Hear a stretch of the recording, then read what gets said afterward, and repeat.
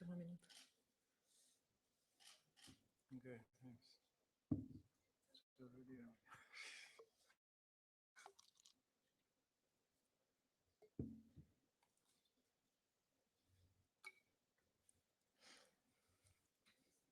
Grazie.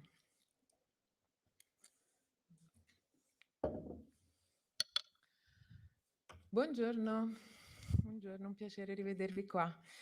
Bentrovati. Come annunciato dal Papa nell'ultima domenica, al dopo Regina Coeli in piazza San Pietro, partirà subito la piattaforma Laudatosi, ossia un percorso operativo di 7 anni che guiderà le famiglie, le comunità parrocchiali, diocesane, le scuole, le università, gli ospedali, le imprese, gruppi, movimenti e organizzazioni, istituti religiosi che assumeranno uno stile di vita sostenibile. Siamo qui oggi proprio per questo, per presentare questa iniziativa promossa dal Dicastero per il Servizio dello Sviluppo Umano Integrale su invito del Santo Padre, proprio alla fine dell'anno speciale dedicato alla celebrazione del 5° anniversario della Laudato Si.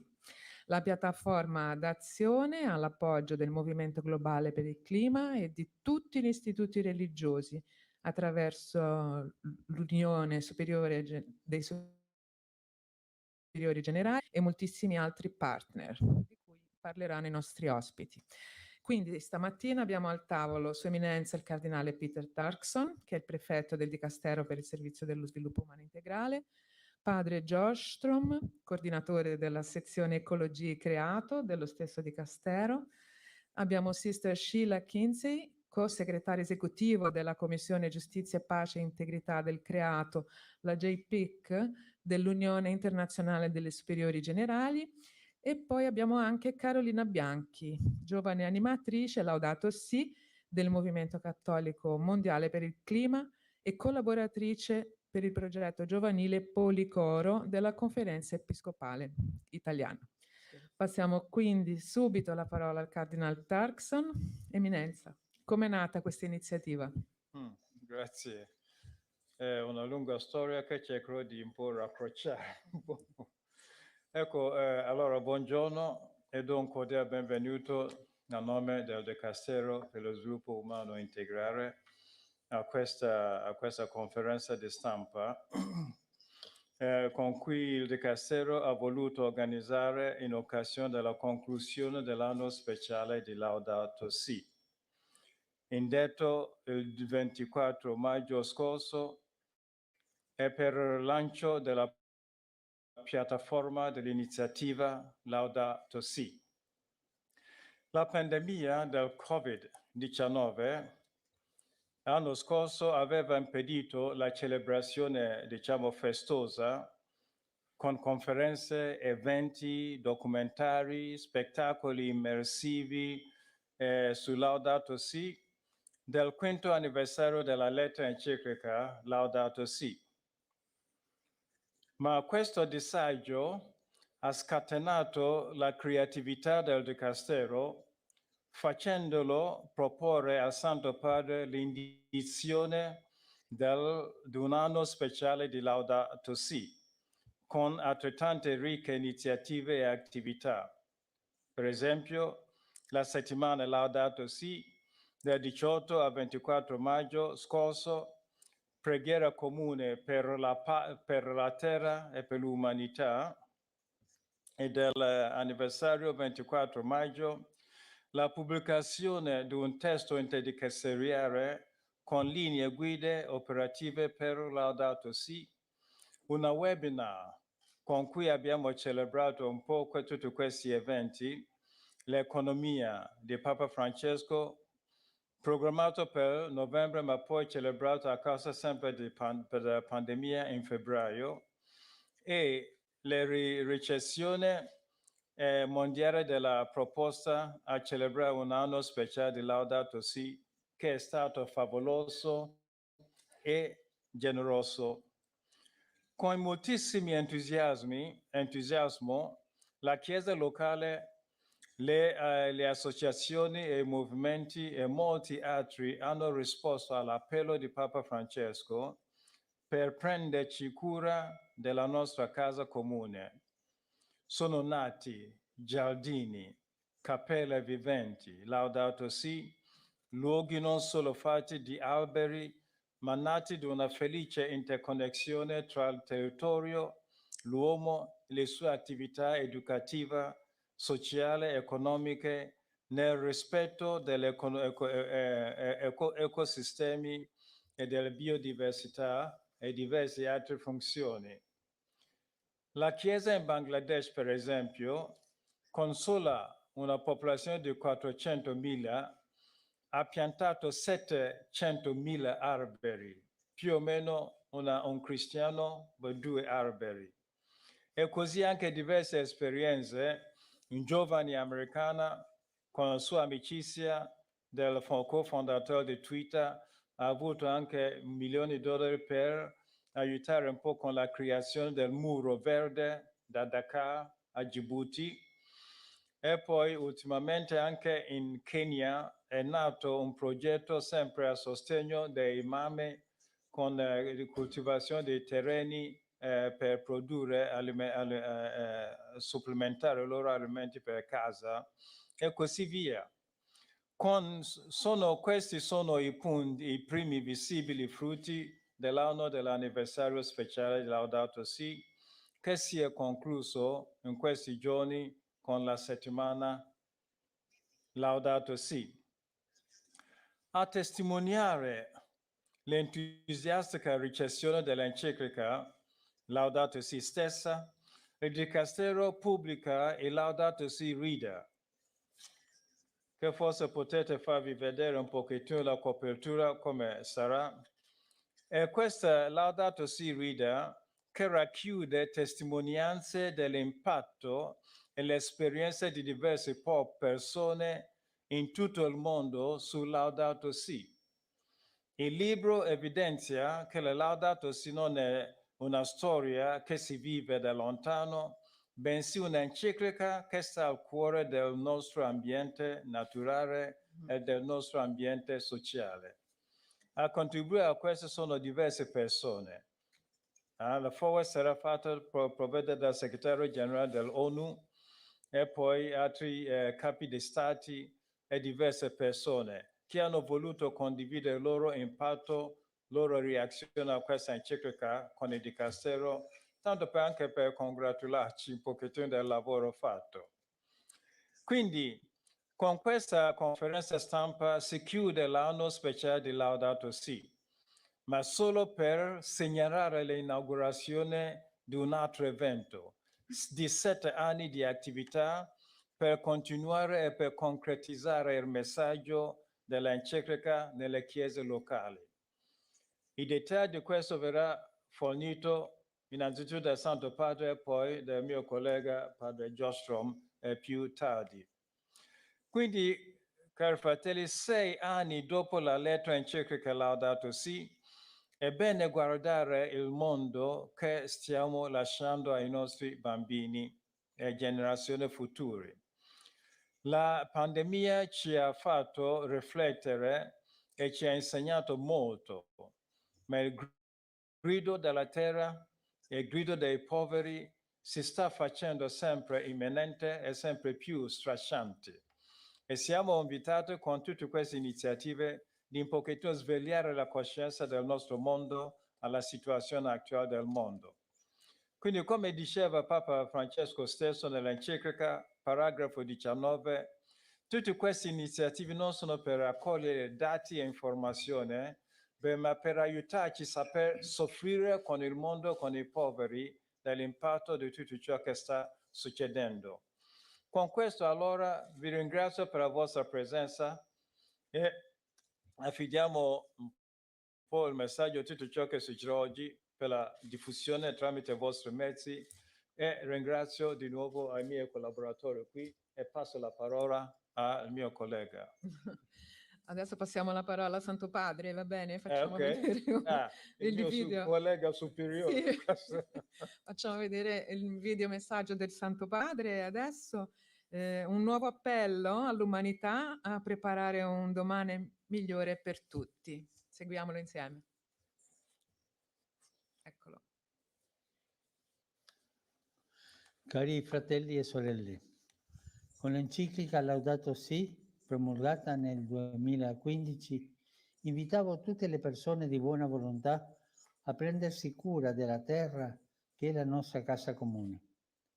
Da tempo ormai questa casa che ci ospita soffre per ferite che noi provochiamo a causa di un atteggiamento predatorio che ci fa sentire padroni del pianeta e delle sue risorse e ci autorizza a un uso irresponsabile del bene, dei beni che Dio ci ha dato.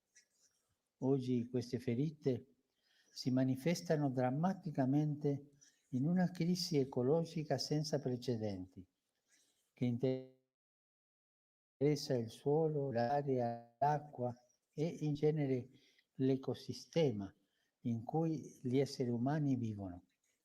L'attuale pandemia poi ha portato alla luce in modo ancora più forte il grido della natura e quello dei poveri che ne subiscono maggiormente le conseguenze, evidenziando che tutto è interconnesso e interdipendente e che la nostra salute non è separata dalla salute dall'ambiente in cui viviamo. Abbiamo bisogno perciò di un nuovo approccio ecologico che trasformi il nostro modo di abitare il mondo, i nostri stili di vita, la nostra relazione con le risorse della terra e in generale il modo di guardare all'uomo e di vivere la vita. Un'ecologia umana integrale che coinvolge non solo le questioni ambientali, ma l'uomo nella sua totalità, diventa capace di ascoltare il grido dei poveri ed essere fermento per una nuova società. Abbiamo una grande responsabilità, specialmente nei confronti delle future generazioni. Che mondo vogliamo lasciare ai nostri bambini e ai nostri giovani? Il nostro egoismo, la nostra indifferenza e i nostri stili irresponsabili stanno minacciando il futuro dei nostri ragazzi. Rinnovo allora il mio appello. Prendiamoci cura della nostra madre terra. Vinciamo la tentazione dell'egoismo che ci rende predatori delle risorse. Coltiviamo il rispetto per i doni della terra, della creazione. Inauguriamo uno stile di vita e una società finalmente ecosostenibili. Abbiamo l'opportunità di preparare un domani migliore per tutti. Dalle mani di Dio abbiamo ricevuto un giardino. Ai nostri figli non possiamo lasciarli in deserto. In questo contesto, il 24 maggio 2020, ho indetto l'anno Laudato Si, la cui organizzazione è stata affidata al Dicastero per il Servizio Sviluppo Umano Integrale. Ringrazio tutti coloro che hanno celebrato quest'anno con moltissime iniziative. Oggi sono lieto di annunciare che l'anno Laudato Si sfocerà in un progetto di azione concreto, la Laudato Si Action Platform, un cammino di 7 anni che vedrà impegnate in diversi modi le nostre comunità perché diventino totalmente sostenibili nello spirito. Vorrei dunque invitare tutti ad affrontare questo cammino insieme. In particolare mi rivolgo a queste 7 realtà: famiglie, parrocchie e diocesi, scuole e università, ospedali, imprese e aziende agricole, organizzazioni, gruppi e movimenti, istituti religiosi. Lavorare insieme, solo così potremo creare il futuro che vogliamo, un mondo più inclusivo, fraterno, pacifico e sostenibile. In un cammino che durerà per 7 anni, ci lasceremo guidare da 7 oggettivi del Laudato Si che ci indicheranno la direzione mentre perseguiamo la visione dell'ecologia integrale. La risposta al grido della terra, la risposta al grido dei poveri, l'economia ecologica, l'adozione di uno stile di vita semplice, l'educazione ecologica, la spiritualità ecologica e l'impegno comunitario. C'è speranza. Tutti possiamo collaborare, ognuno con la propria cultura ed esperienza, ciascuno con le proprie iniziative e capacità. Che la nostra terra ritorni alla sua originale bellezza e la creazione torni a risplendere secondo il progetto di Dio. Dio benedica ognuno di voi e benedica la nostra missione di ricostruire la nostra casa comune. Grazie. Grazie Santo Padre, amen. Noi ringraziamo anche Vatican Media per questa produzione, naturalmente il video è già a disposizione di tutti, ce l'avrete già nelle vostre email, anche con le traduzioni di lavoro in spagnolo e inglese. Adesso è il momento di sentire Don Joshtrom, coordinatore e creato del Dicastery, che ci parla di questo tempo, 7 anni, un cammino nel marco della sinodalità per rendere la conversione ecologica sempre più concreta. A lei la parola, Padre Josh. Grazie Cristiane. Buongiorno a tutti. Non è facile parlare dopo Papa Francesco. His Eminence Cardinal Peter Turkson has presented the context of the Laudatosi Action Platform, the why we are proposing the Laudatosi Action Platform, the gravity of the ecological crisis. Rather, we began working on the plan 3 years ago. 2018, the IPCC report was published saying that humanity has something like 12 years to avoid the critical threshold of 1.5 degrees centigrade. Our scientists told us this, our children have been telling us this, and as Pope Francis said so eloquently, we received a garden from the Creator. We cannot afford to leave a desert for our children. So that is the why of the Laudato Si Action Platform. But I would like to emphasize in my presentation, as it has been asked of me, the what and the how of the Laudato Si Action Platform. So just 2 reflections. First of all, what is the Laudato Si Action Platform? It is a journey to realize the integral ecological vision of Laudato Si. As Pope Francis reminds us in the encyclical, we are all interrelated and interdependent, and everyone's talents and involvement are needed to redress the damage caused by human abuse of God's creation, Laudato Si 14. So this integral ecological vision demands that we journey together on this mission. So that's the reason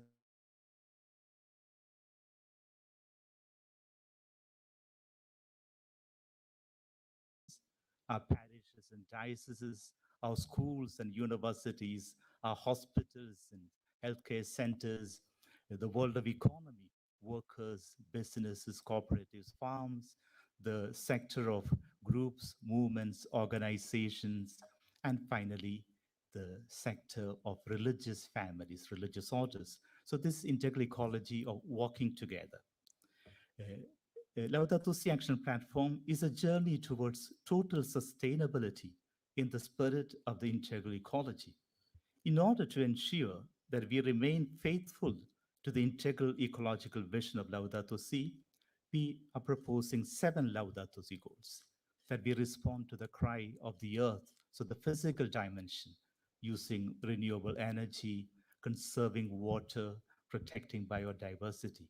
The second goal is that we respond to the cry of the poor, that we keep the poor, the indigenous communities, the migrants, whoever the poor of today are, at the center of this journey, that we create a new ecological paradigm, the third objective. The fourth is that we change our lifestyles at the level of each one of us.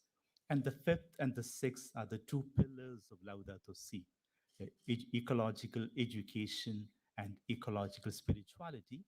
And the 7th objective is that we do all this together. So only when we respond all these objectives together that we can really say that we are undertaking the journey of integral ecology. And the third element is we do it in time. Inspired by the biblical theme of the Jubilee, we chose the time frame of 7 years.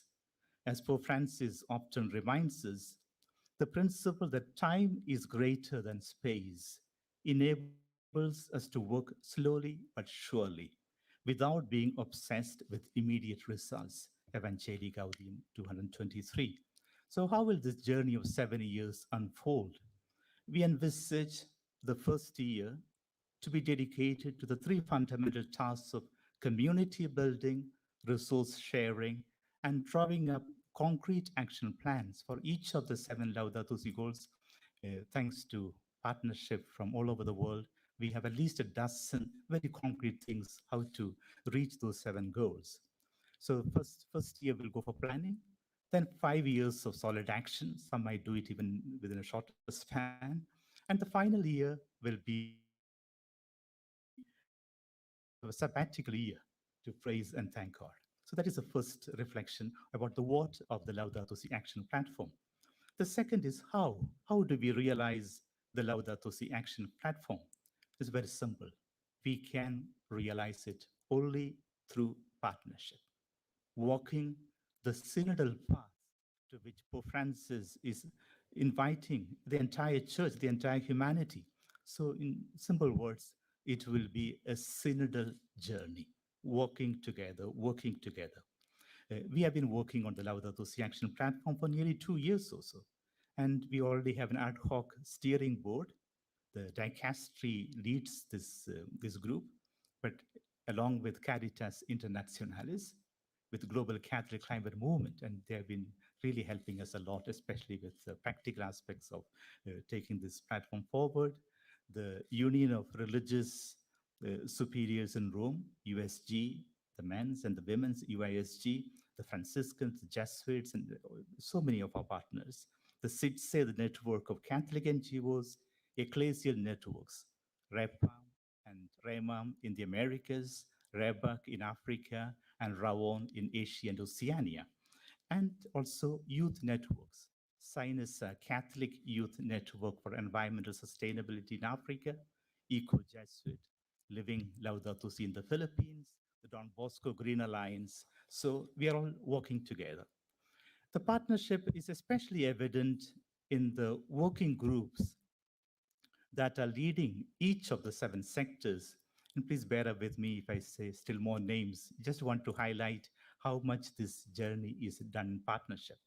The families sector, for example, is led by the Focolare movement, along with another 20 or 30 co-leaders. The parishes and diocese sector is led by CAFOD, along with the bishops' conferences and other partners. The school sector is led by the Don Bosco Green Alliance and Scholars Occurrentes, along with other co-leaders. The university sector is led by the Jesuits, along with nearly 40 other co-leaders right, as of now. And we think the number will keep on increasing.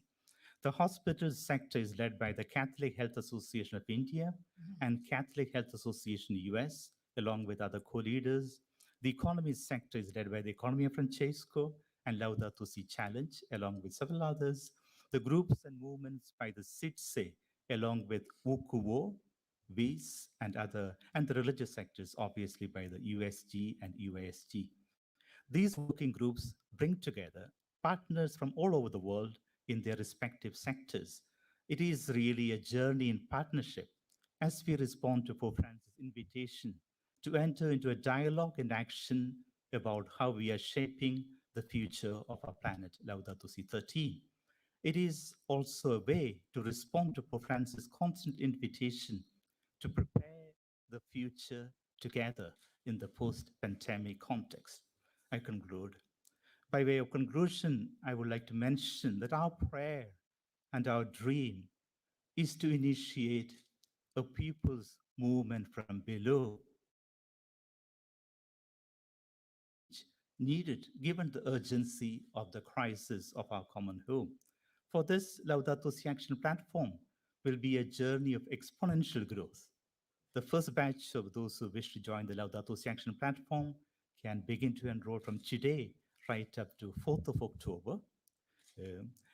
And the next year, we hope to invite another group who will begin their 7-year journey. And we hope those who join next year will be at least double of this year, 2023. the double of that, 2024, the double of that. And that is the way we can really reach the critical mass. And that's the last reflection I would like to make, because people tell us any change is possible only when we reach the critical mass. And the good news is that the critical mass is not a very big number. Sociologists tell us that if you reach 3.5% of a group, we have the critical mass. That's what Mahatma Gandhi did. That's what Nelson Mandela did. And we hope, under the leadership of Pope Francis, within few years, in this critical decade, we can reach the critical mass. So this journey in partnership, we hope, will take place along with all people of goodwill, other churches and religions as we move forward, and the civil society. It's significant that we will conclude our press conference with a video message from Nigel Topping, as Christine already anticipated, the ambassador of COP26, who will explore the synergy between the Laudatosi Action Platform and the Race to Zero campaign. We have also produced a website in 9 languages for the Laudatosi Action Platform, which can be accessed through the new Laudatosi website. To mark the special Laudatosi year, we have created a Laudatosi website as well. That has been created at the end of the Laudatosi year. And I would like to end inviting you to watch a short technical demonstration, just 3 slides about the Laudatosi website and the Action Platform website. Sì, Thank you. Grazie a lei, Don Josh. Vediamo insieme questa demo del sito laudatosi.va, un nome facile e riconoscibile in tutte le lingue. Vediamo se è pronta una demo. Sono solo 3 diapositive. Eccolo là.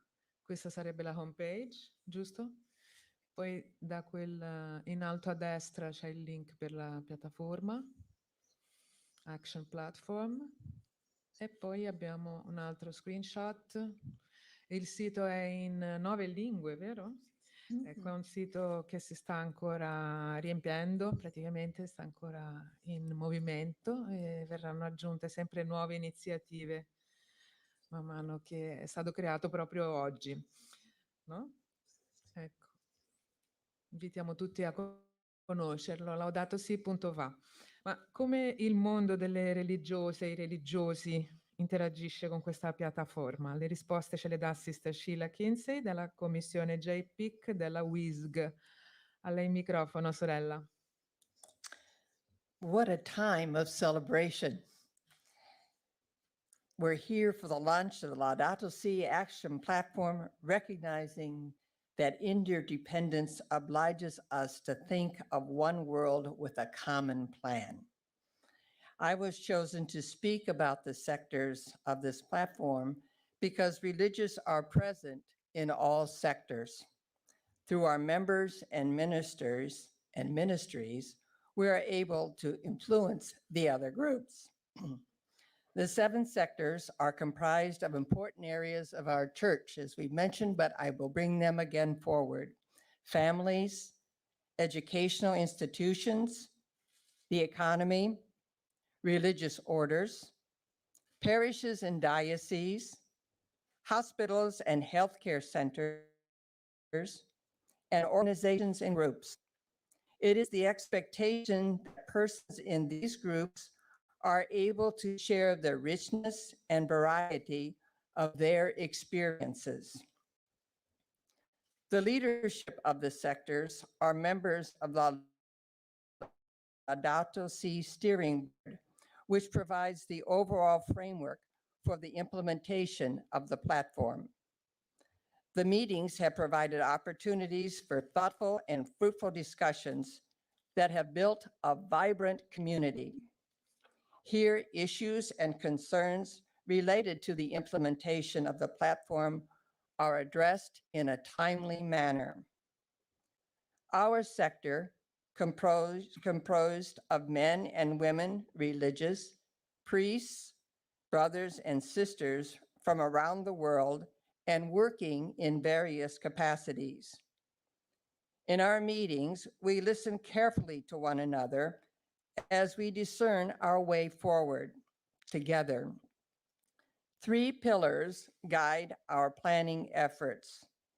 The first is to encourage congregations to make a commitment to Laudato Si based on the congregation's charism, one that is prophetic, public, and accountable. The second is to transition to an integral ecology through actualization of the 7 Laudato Si goals. Here, we encourage a reflective process of discernment and assessment by listening to the local voices as concerns are raised. Dreams that are shared inspire us forward with actions that seek to be embedded in a community project cycle.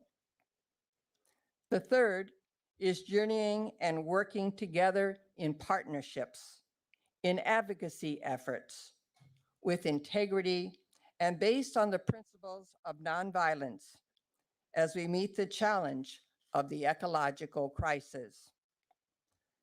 The working group for this sector meets regularly to reflect on what we have been learning from our contacts and to determine next steps.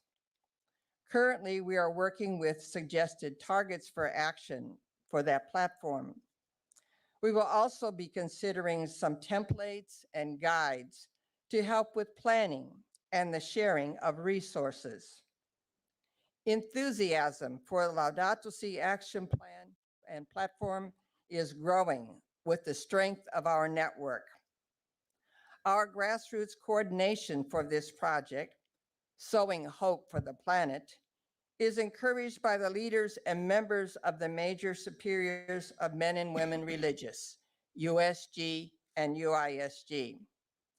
Through Sowing Hope for the Planet, we developed an interactive framework for community building, education, sharing resources, and support. Our working group is also connected to 900 members who are solidly committed to performing and promoting Laudato Si, and who provide additional input to the development of the platform. We are grateful for all of this dynamic energy and the support for our work together as we face the realistic challenges before us. For Pope Francis reminds us, all of us can cooperate as instruments of God for the care of creation, each according to his or her own culture, experience, involvements, and talents. Thank you for being a part of this wonderful endeavor. Thank you. Thank you. Grazie, complimenti per questa rete che ci vuole coinvolgere tutti in modo capillare, no? Una rete di conoscenza ma anche di impegno sul campo.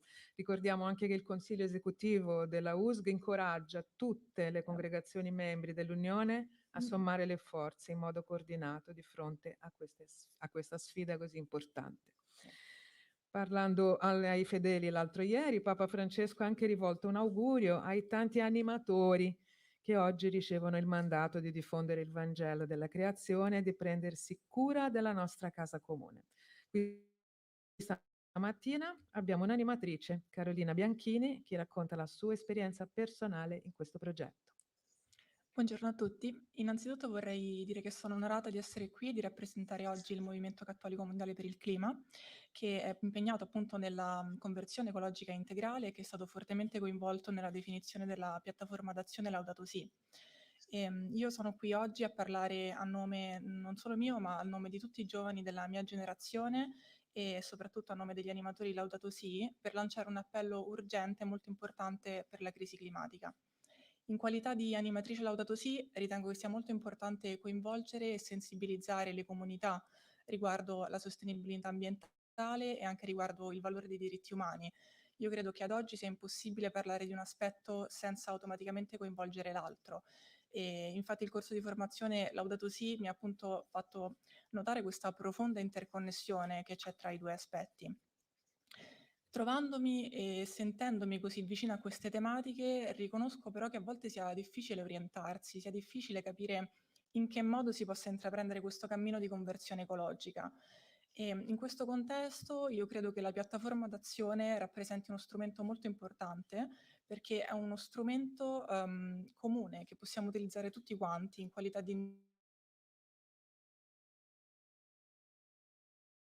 fornisce delle linee concrete e quindi strumenti concreti che noi possiamo utilizzare per la conversione ecologica. Un altro aspetto molto importante che la piattaforma rappresenta è il fatto che è un segnale concreto, un gesto concreto che viene da parte della Chiesa e che finalmente ci fornisce degli strumenti validi che noi possiamo utilizzare e delle linee d'azione a cui ci possiamo ispirare. Rinnovo quindi il mio appello alle generazioni più anziane, ma anche alla mia generazione, un appello che rivolgo a tutti, perché la crisi climatica è una crisi che è inter ma anche intragenerazionale, non riguarda soltanto noi, ma riguarda anche e soprattutto le future generazioni che subiranno gli effetti più devastanti e più importanti della crisi climatica. Quindi invito fortemente ad utilizzare la piattaforma Laudatosi perché penso che sia una grande opportunità e un grande strumento comune. Grazie. Grazie, grazie Carolina. Molti giovani stanno alzando la voce in tutto il mondo, invocando scelte coraggiose. A voi dobbiamo risposte vere, non parole vuote, fatti e non illusioni. Sono parole del Papa, non mie. Allora, vediamo adesso insieme un contributo esterno. Il campione di azione climatica delle Nazioni Unite, Nigel Topping, del High Level Climate Action Champion for UN Climate. Vediamo un po' se è pronto il contributo.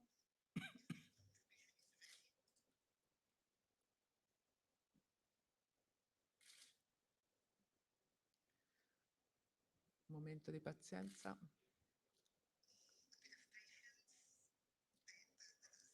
Se abbiamo il video di Nigel.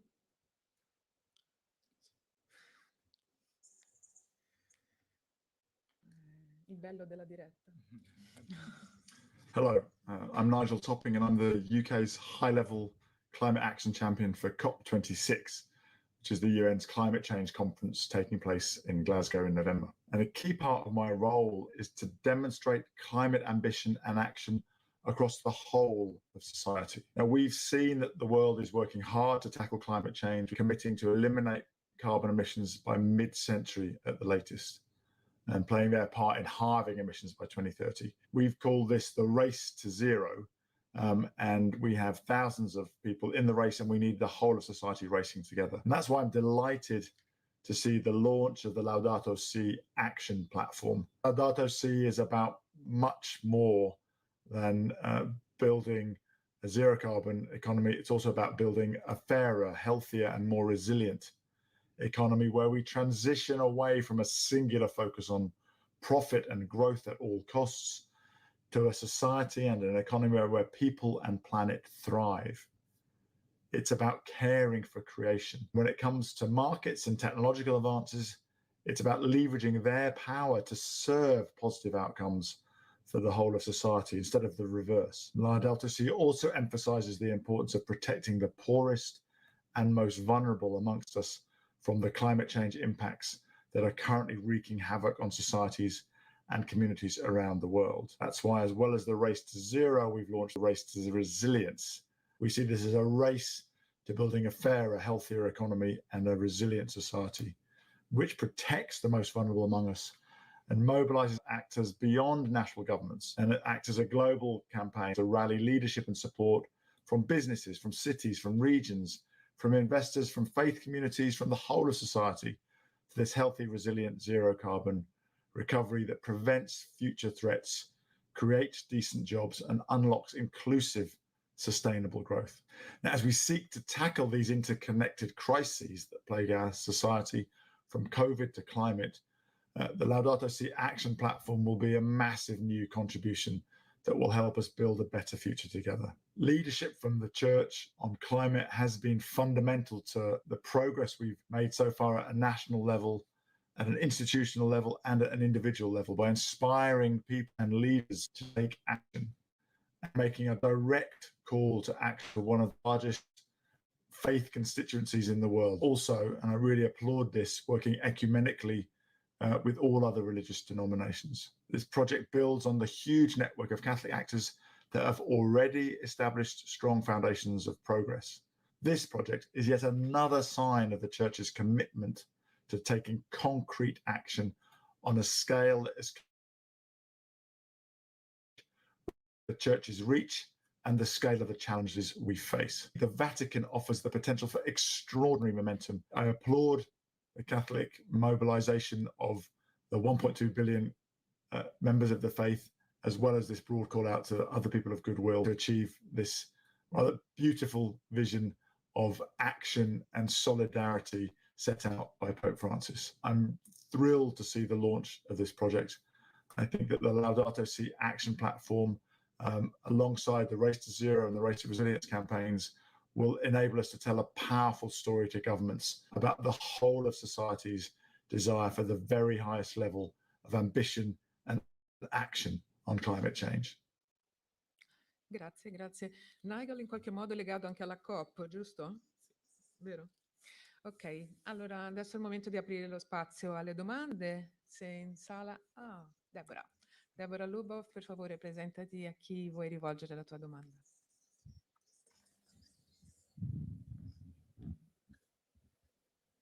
Grazie, salve. Deborah Castellano Lubov di Exaudi.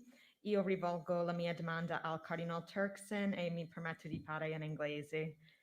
Your Eminence, I would like to ask you, in continuing with this, with the spirit of the Laudatosi year, which is concluding, and the launch of the Laudatosi Action Platform, do you personally foresee the Holy Father in this spirit participating, making a visit or a stop, perhaps in Glasgow in November for the COP26, as was also suggested in the interview with Vatican News with John Kerry after his encounter with the Holy Father, where he said that he believed that the Holy Father was interested in participating, and what would be the significance of this? In Glasgow?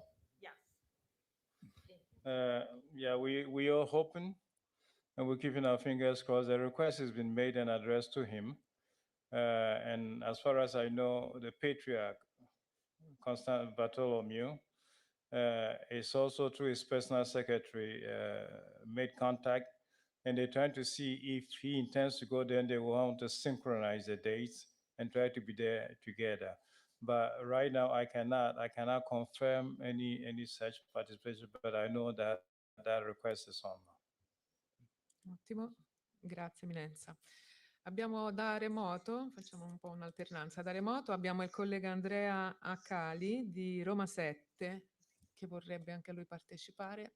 Vediamo se riusciamo a... Eccomi, mi sentite? Eccolo, Buongiorno. forse è chiaro. Buongiorno. Allora, padre Isaac faceva riferimento al sogno di un movimento popolare dal basso. In qualche modo mi chiedo, fermo restando questo, si è cercato o si cercherà il coinvolgimento con un'azione diplomatica di governi e istituzioni? Grazie. E a lei, era padre Josh, la domanda? Andrea? O padre Josh o il Cardinal Turkson? Il tuo nome prima.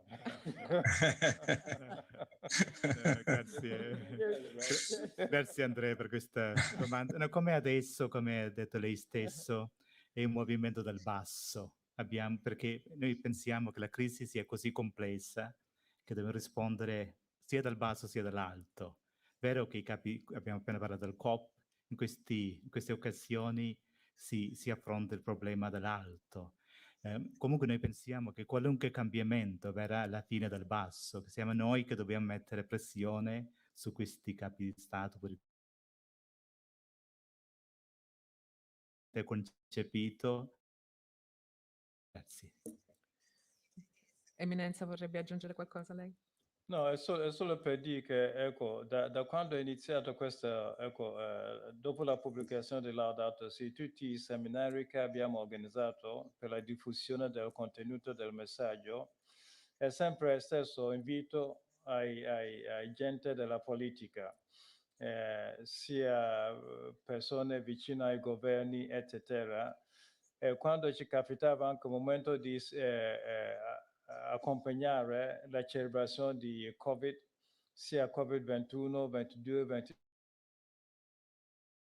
Abbiamo sempre agenti dei governi, rappresentanti dei stati, per esempio il video che avete appena visto dell'Inghilterra è una di queste istanze. Abbiamo fatto la stessa cosa con la moderatore dell'evento a Katowice in Polonia, la stessa cosa pure per in Germania, COP20. Quindi così facendo lavoriamo spesso pure con gente dei governi, diciamo gente politica. Ottimo, grazie.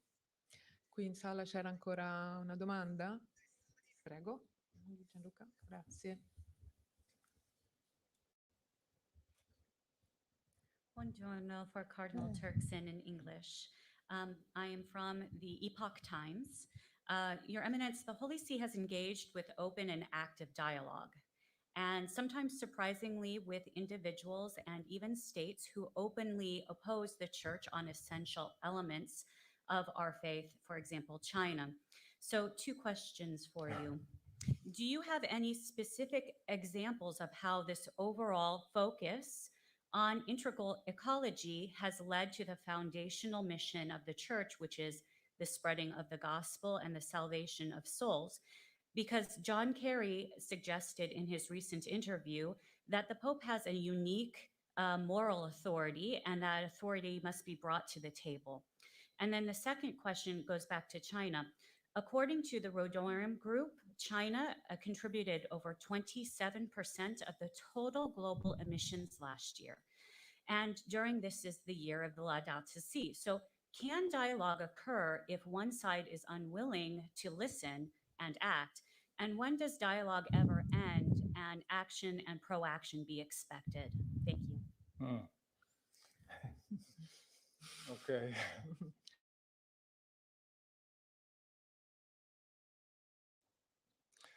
Now, it is true the observation of the Vatican of Pope Francis having a huge moral leveraging power to will. This has been observed several times. From day one, when the encyclical was published, I was invited to present this at the United Nations high-level dialogue chamber, ECOSOC.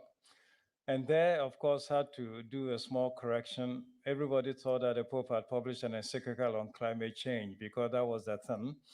And we needed to correct people that it's not about climate change, it's about, because the Pope refers to it as a social encyclical, whose sense is actually the reference to integral human equity, that is social, is human and all of that. So we needed to make that correction. But interest was there, especially since the year 2015 was very special. The Pope visited the UN, delivered his message, and had just signed the encyclical in May. The UN had come out with the SDGs at the same September when the Pope was visiting, and shortly thereafter there was a COP21. So a lot of events came together to give a lot of as it were, construct a platform on which the Pope's message was going to be sounded.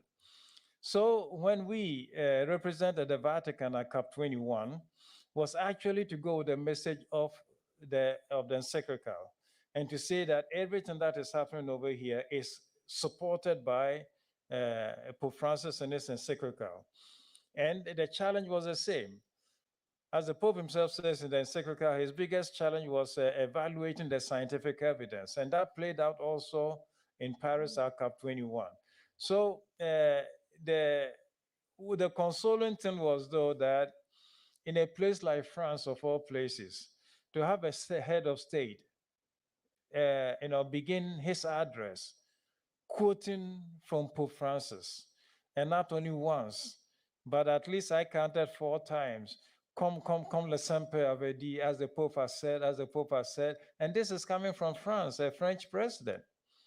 And everybody knowing the distinction between state, laicite in France, could not, avoid that thing.